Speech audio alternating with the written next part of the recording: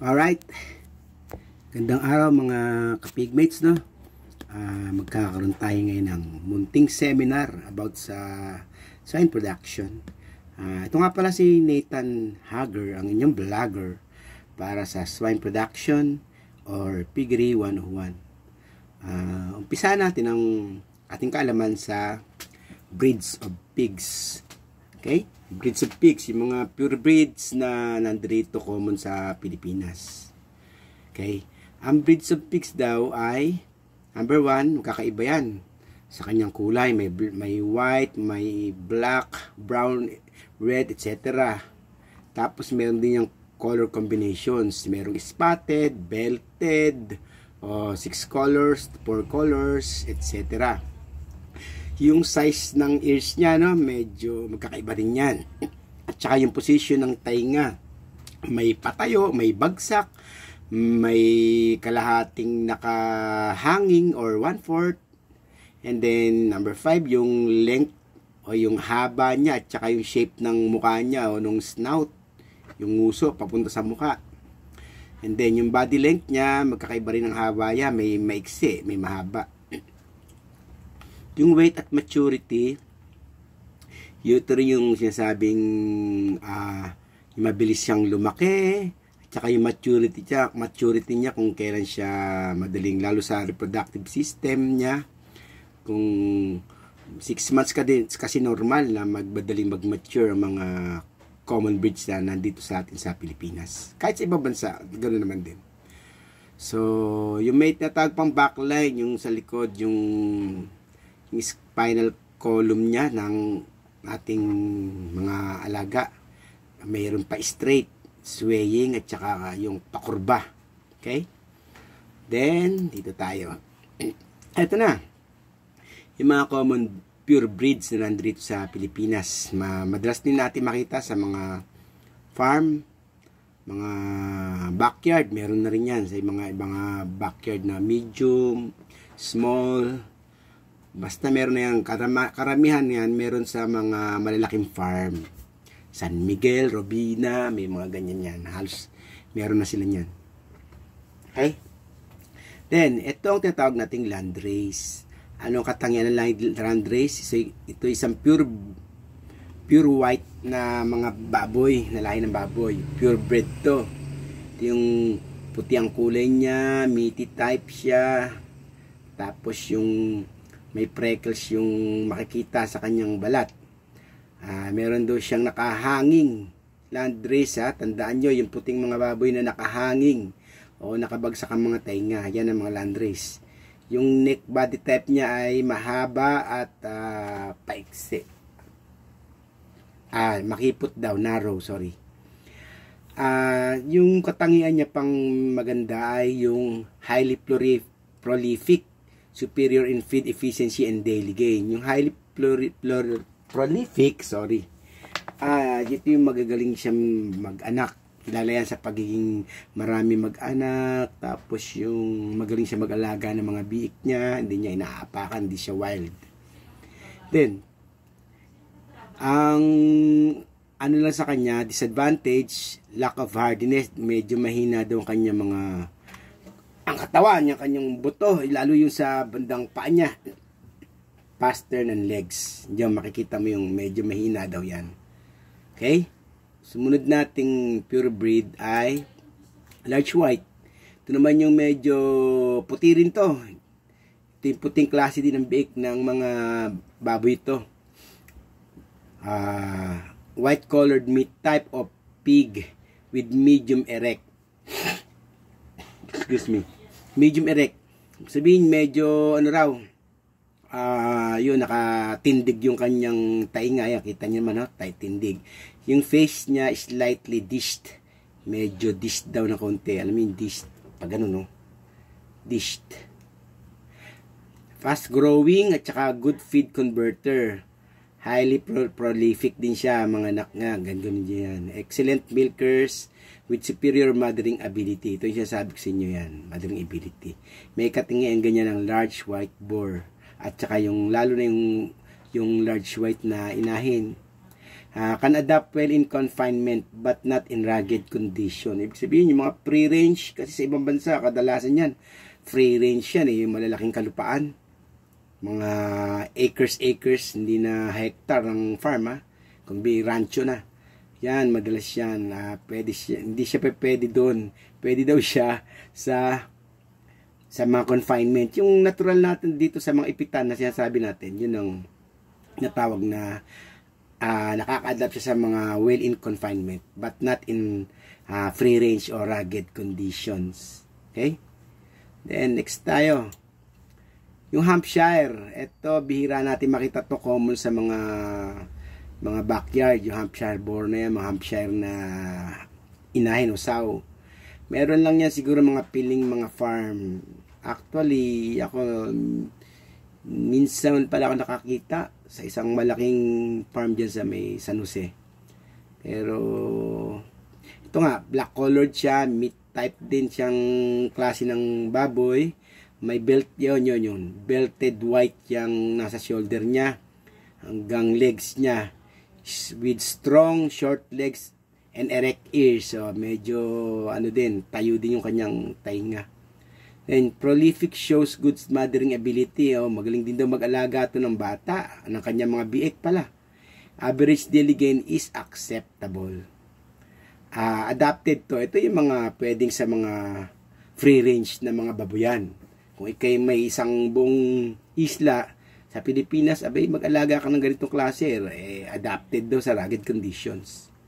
So, well, lipat tayo sa next.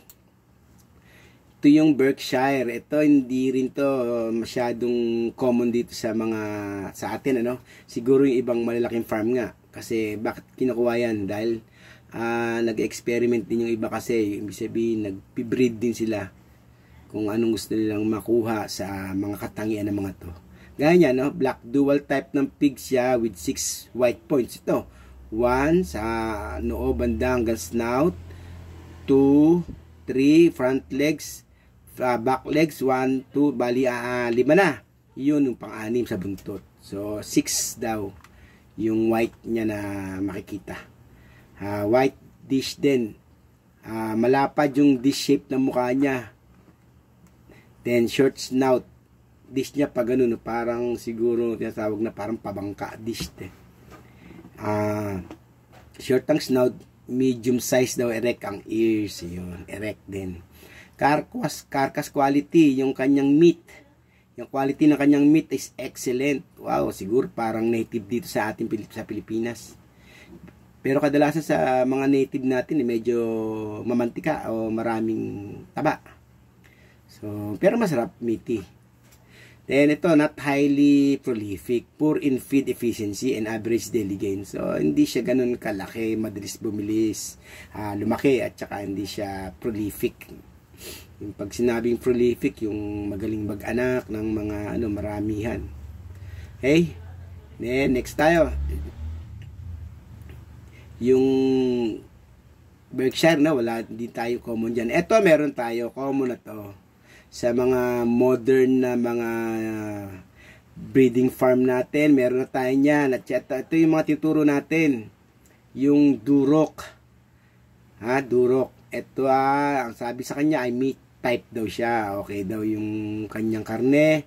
Pulang kanyang pagiging kulay niya. With a set of small forward ears. Yun, parang medyo bagsak din. Na konting naka-erect. 2/3 naka-erect, 1/3 nakahangin. Ayun. Black flecks may appear on the body. Medyo may black din ng kaunti. Has a good body constitution. Yun, kita naman yan. Pag sinabing Duroc sa atin, sa mga ibang kilalaang Duroc, pag sinabing Duroc, macho yan. Sexy. Strong legs, good mothering ability. Yung ganitong klase. Fast grower din siya, good milker, and prolific. Marami din maganak yan, prolific. Adapts well on rugged conditions. So, okay pala ito, Pwede rin siya sa mga free range na baboyan.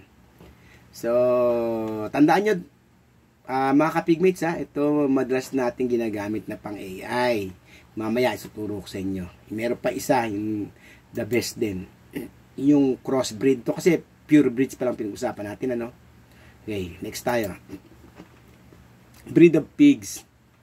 Common pure breeds. P-Train. Ito na yung P-Train. Alam mo, masarap dito yung karne niya. P-Train. Very meaty type of pigs. Black and white color. Yan, oh. Medyo spotted. Oh. Makita mo naman yung kulay niya. Has well-shaped hams. Oh, ito siguro ginagamit natin sa mga hams. Loin and shoulders. Carcass has high lean meat percentage, but it has a poor body constitution. Body constitution, dito siya medyo sexy. Hindi siya parang matipuno. Feed efficiency is not really good and they are a little bit slow grower. Yun lang, slow grower daw siya. Highly susceptible to stress. Naku, meron siyang negative effect, no? Highly susceptible to stress. P-Train guilt yan. So, may advantage, may disadvantage. Mga katangian lang gusto natin dito, yung mga meaty type siya. Tapos,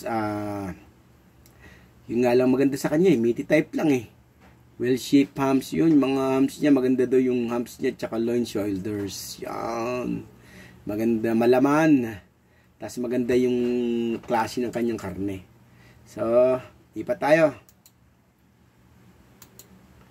Yun, ito na yung ating mga nasa probinsya. Iba-iba yung mga nasa probinsya natin. Native pig, halos iba kasi dyan, nalahian na rin eh, no? Kaya parang halos hindi, bihira mo na rin makita yung native pig natin. Kasi may halo na rin yan. Kumbaga sa atin dito sa mga chapsoy, pinaghalo-halo na lang ng walang direksyon. So, pasintabi sa mga nag-aalaga na ito, tinuturo natin to para makatulong din sa atin, sa mga kapigmates natin. So, okay? Yan ang mga pure breeds natin sa Pilipinas. Yan, isa pa ito, pure breeds. Pure breeds. Ito naman yung isa, Mexican pig. O, pangalan pa lang, inchik na, Mexican pig. Most common and popular breed in China. Black in color with white extremities. Has large drooping ears. Large type known for its prolificacy and early sexual maturity. Reaches puberty at, wow, ang bilis naman niya maglandi. 2.5 to 3 months of age lang And also for its large litters. Maabot daw ng 15 to 16 piglets na normal niyang pag-anak. Its meat has a very good taste. Di parang ding natin, native pig natin. Slow growing nga lang siya. Resistant to some diseases. Wow, patibay siya sa disease Fat, back fat stick. Parehas nga lang din sa native natin halos. Able to consume large amounts of roughage. Roughage, yung mga sample, yung mga kanin baboy, roughage, ganyan. Kahit kung ano kinakain. Dressing percentage is 66.8%. Considered to be one of the most prolific breeds in the world. Prolific Okay, sige. Sa mga mahilig kumain ng mga native na malasa, yan yun. Okay? Yan ang mga common breeds natin dito sa Pilipinas. Pero ito, bihira ito. Siguro may mga nakapagpalahi na nito dito sa Pilipinas. Pero hindi pa ako nakakita ng pure breed na ganito mismo. Okay, yan na yung pampito natin, Ito naman ay Duroc P-Train. Ito hindi na to pure breed kasi na siya, dual crossbreed na to Yung Duroc at saka P-Train pinagsama. Mamaya papaliwanag ko. Ito terminal line. Ayan ang ginagamit natin. Pag sinabing terminal line, ito yung ginagamit natin sa mga pang AI, terminal line. Yan ang ginagamit natin kadalasan. Lalo yung malalaking farm, alam to kasi naituro na natin to dahil mga soil production trainer. Tinuturo natin yan sa mga malalaking farm, yung gusto mong magkaroon ng kaalaman sa magagandang quality na pang-fattener ng production. Ayan, tinuturo natin yan. Ito Hampshire plus Duroc. Pinaghalo yung Hampshire tsaka Duroc. Terminal line din yan. Pero hindi to common sa atin Hampshire. Ewan lang natin sa ngayon kasi hindi ko alam yung mga malalaking farm na meron yan. Yorkshire or Duroc, terminal line din. So, ibig sabihin, yung puti natin, yung Yorkshire kasi, other term yan ay large white. Yan din yun, Yorkshire and large white plus Duroc. Crinos breed niya, maganda siguro din tong pang tinatawag nating terminal line. Ito yung ginagamit nating pang AI sa semen battle yan, ganyan. Large white tsaka white Duroc, tandaan nyo. Okay? Eto naman ang pinaka-common natin. Siguro alam niyo naman to pag sinabing F1, ito yung dalawang klase ng puti natin, landrace at saka large white, or large white and landrace. Pinaghalong dalawang purebreds yan. Crinos breed. Double cross. O dual cross breed. Yan ang tawag. F1.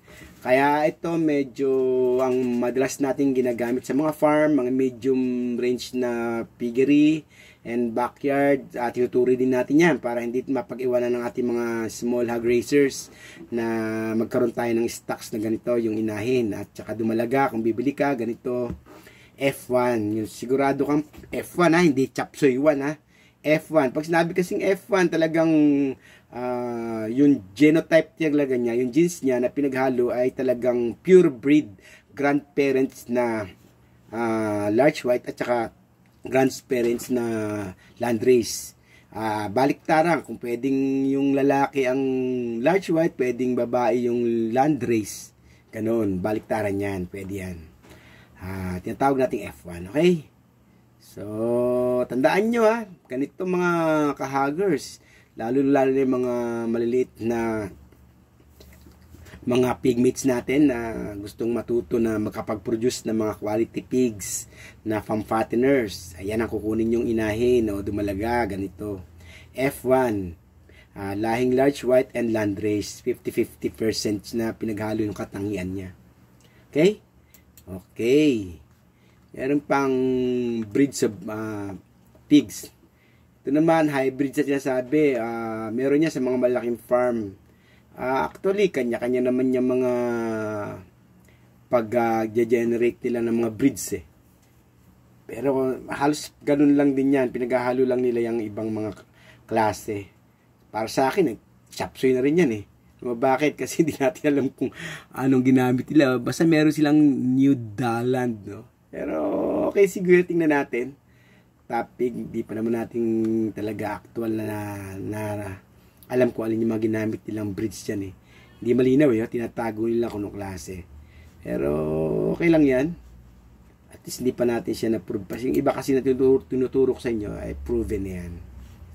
High pig, ito pa rin. May hybrids, may high pig pa, iba-ibang mga breeding farm meron yan.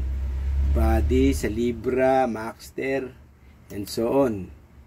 Sa PIC, ito raw yung sa PRC, born niya 399. Yung PIC, isa to sa mga kilalang breeding farm na pinagkukuha na ng mga good stocks. Excellent stocks. Ito, born niya, Camboro. Di ba? Ayan, ang tinatawag na PIC. Ito, Genetic Alliance Corporation, GAC, Genmaster 100. Parang ano siya, F1 din. Siguro ito yung mga nabibilan ng mga pure na panggagawing panginahin. Dumalaga, yan. Genmaster 100. Ito naman, mukha namang, ito naman yung Globe Gen. Puro boar naman ang pinuproduce siguro nito. Ayan, kasi kita nyo naman, puro lalaki. Yan, puro boar. Ito, kita mo na to parang Duroc pit train Speeder ready. Di ba lang ang pangalan nila, pero palagay ko yun din yan. Ito, large white to siguro hinaluan ng Duroc, kaya ganyan, hybrid white daw. Okay. Then, ito na tayo. Bakit kailangan pagsamasamahin ang mga characteristics ng breeds? Bakit tayo nag-cross breeds, dual,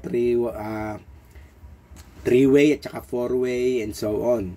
Bakit? Kasi pinagsasama natin yung mga positive niyang mga traits. Yung magaling mag-anak, yung maganda yung mga paa matibay, tapos magandang katawan, yun. Kaya natin pinagsasama yan.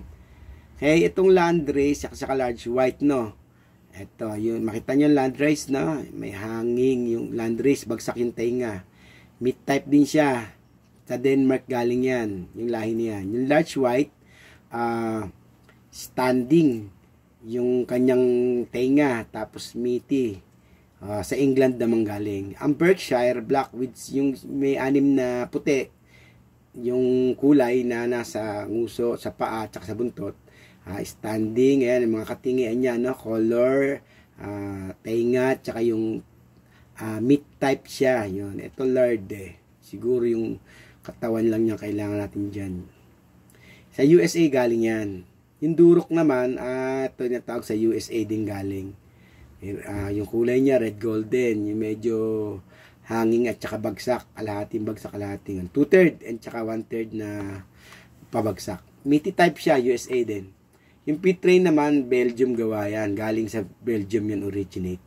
Black and white ang kanyang kulay, no? Nakita nyo naman kanina. Standing ang kanyang ears. Very meaty. Very meaty. Compared sa mga una, meaty lang. Ito, very meaty. So, ang kailangan natin dito, very meaty siya. So, ito na tayo, F1. Pag sinabing F1, ito yung pinag-dual crossbreed natin. Landrace saka large white, yung dalawang puti na yan. Bakit natin pinagsama yan? Bakit tayo nag-create ng ganyan? Kasi nga, yung kanyang fertility niya, maganda daw to si large white. High quality daw ang kanyang meat. Fast grower din siya. So, isasama natin dito. Yung mothering ability naman ng landrace, kailangan natin yan. Kaya lang ayaw natin ng weak legs. So, kaya tayo naglalagay dito. Strong legs tong large white eh. Prolific din siya mga anak. Itong kailangan natin. Yan. Kaya tayo nag-create ng F1. Pinag-dual cross yan. Ito, tandaan nyo na F1, landrace and large white. Ito yung pang ginagawang inahin o dumalaga. Yan yun. Landrace, large white, F1.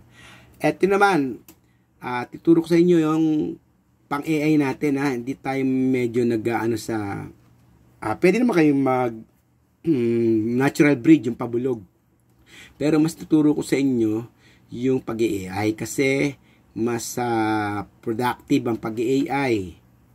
Mas maganda at ayon sa mga farm yan na rin ginagamit nila. Although meron silang mga barako, pero nakikreate sila ng AI. Mas magaling kasi mag-AI kaysa natural breed. So ito na tayo, no? Meron na tayong inahin, no? F1, landrace, and large white. Yung durok naman ang ginagamit natin. Kung wala kayong makuhang durok pit train, pwede na rin yung durok kasi ang kukunin natin sa durok yung good constitution, yung kanyang mamacho style ng kanyang katawan.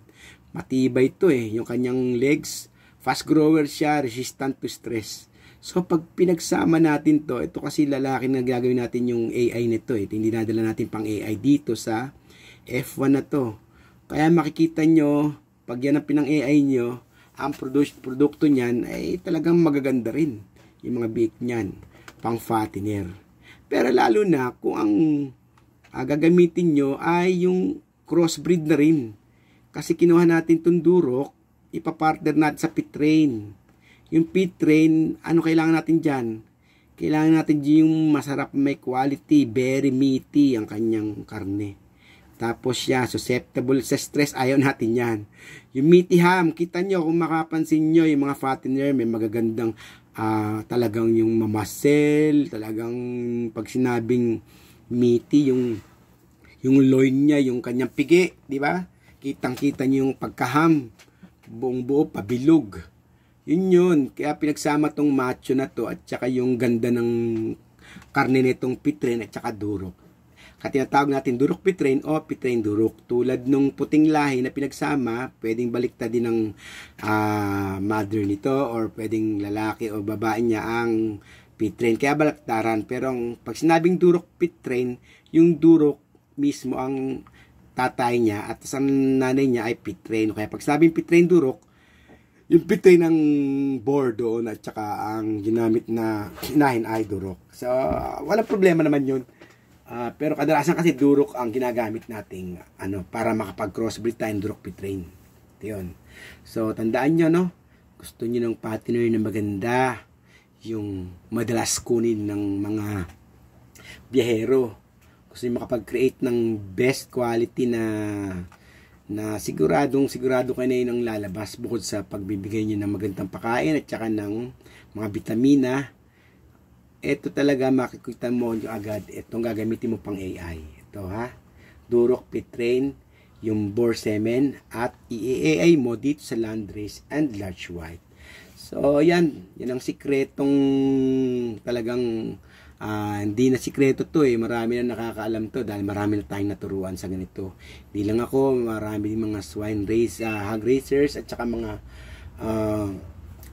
swine production trainer at saka mga veterinaryo din na eksperto sa swine industry. Ayan. Okay? So, tandaan niyo po yan. Mga tinuro ko sa inyo, makakatulong po sa atin yan para makapag-produce tayo ng mga dekalidad na mga lahing pang fatteners at saka mga pang breeder na kung gusto natin. Sa susunod, tuturo ko naman sa inyo paano yung ibang mga paraan. Okay, so hanggang dito na lang muna tayo, no? This is Nathan Hager, ang inyong vlogger. Dito sa isa na namang swine production, Piggery 101, nagsasabing paalam and have a nice day.